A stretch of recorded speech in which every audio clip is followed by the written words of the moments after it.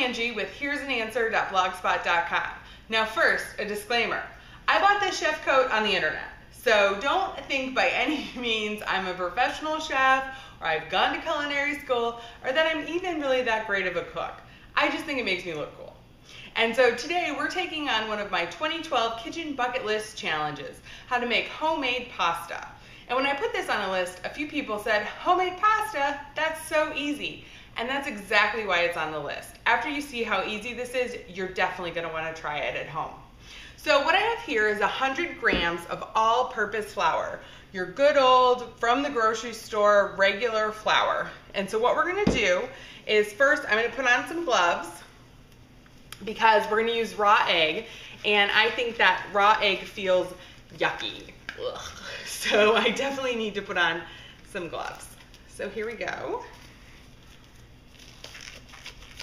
All right, and now what we're gonna do is we're gonna make a hole in the middle of the flour, and that's where we're gonna break the egg. So let's get started. Here we go. So we're gonna crack the egg right in the middle.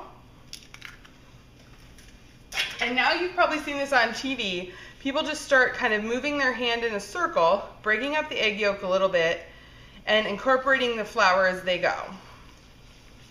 The goal here is to get all the egg incorporated with the flour. So you can see in the middle, there's a little bit of a dough coming together. The flour's starting to look a little bit like sand, getting that kind of crumbly texture. So I'm just gonna continue working the egg into the flour.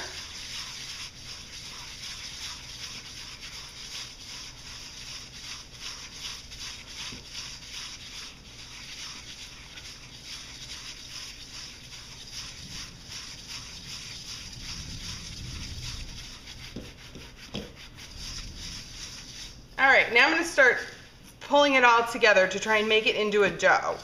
And so as you can see, I'm just kind of pulling the dough together. Now you're noticing it's really dry. There's really not enough liquid to hold the dough together. Don't worry.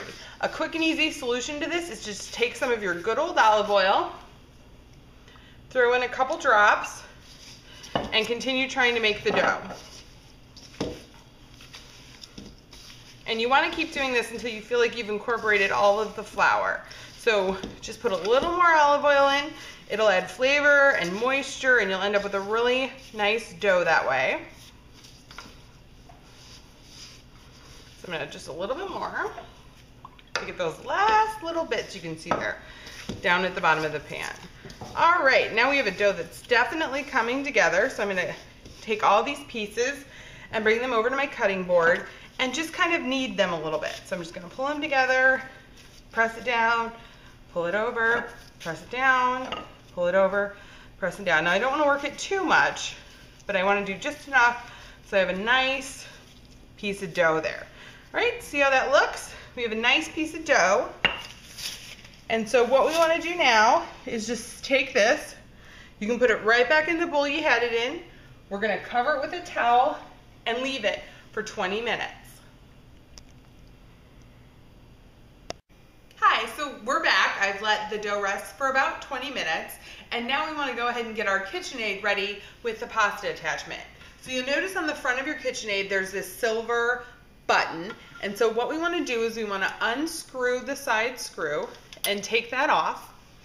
Then you're going to take your pasta attachment. This is the one that does not have any cuts, so it's the straight cylinders, and you want to go ahead and just put that in, line it up.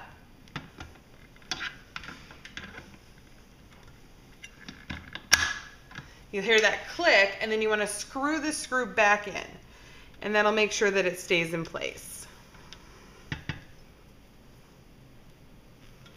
Okay? So now you have that ready. Let's go to the dough. So what I've done here on the dough is I've just rolled it out. Now, if you don't have a KitchenAid or the pasta attachment, don't worry.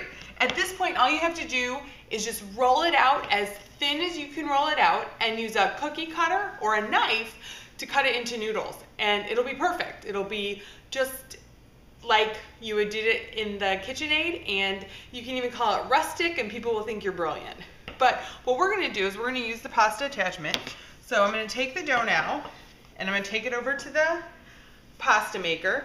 And this is set, the pasta attachment, we wanna start on number 1. So we're gonna set the bottom onto number 1. You just pull it out and then lock in on the number you want.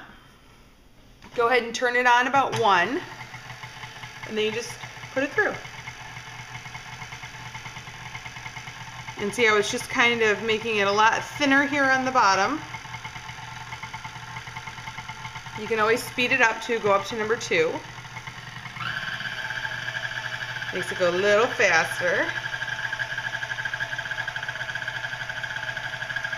Okay? So we're gonna do that one time. Now what I'm gonna do is I'm just gonna make this a little smaller for demonstration purposes to make it a little easier. Now we're gonna set this on number 2. We're gonna do it again. So I've set this on number 2. We're gonna put this on number 2. We're just gonna send it through again. See how it's getting a little bit longer each time? Now back over here, set this on number 4. Lock it in. One more time.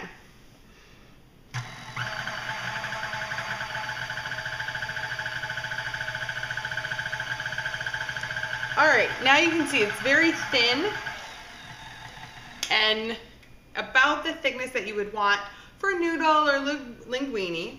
So we're gonna go ahead and take out the general pasta attachment and put in what they call the linguine cutter, which is this one with kind of the wider slotches you can see there. Again, same process to put it in. You kind of fiddle with it a little bit. Make sure you're all lined up. Put in your screw. And now we're gonna make pasta. Get ready. Here we go. So again, put it on number 2. And come on, buddy. Go in there. Oh, you know what? I put it on upside down. It happens to the best of us. So for everyone, this is the side that goes on top. So let's try that again. All right. Now we're gonna make pasta. Here we go. And here's your pasta. So as you're making it, what you're gonna wanna do is just take that big bowl once again and just drape over the pieces so they don't stick together until you're ready to cook them. And so just finish off with the rest of your dough, sending it through the pasta attachments. Lay these out. Now, when you're ready to cook these, they cook very, very fast. So you're gonna go ahead and put on a pot of boiling water. You're going to add a little salt, and it's only gonna take 2 to 3 minutes. Really, 2 to 3 minutes. So you don't want it to overcook. So just throw them in there, stir them around, 2 to 3 minutes, and these are done. And the last tip is to store them. So what you want to do to store these beautiful homemade noodles is just lay out some wax paper or parchment paper and lay out the noodles to dry. It took me about an hour and a half on our dining room table, and then you just put them in to a Ziploc bag and keep them in your refrigerator till you're ready to use them again. So there you go, homemade pasta. Everybody was right. It's pretty easy.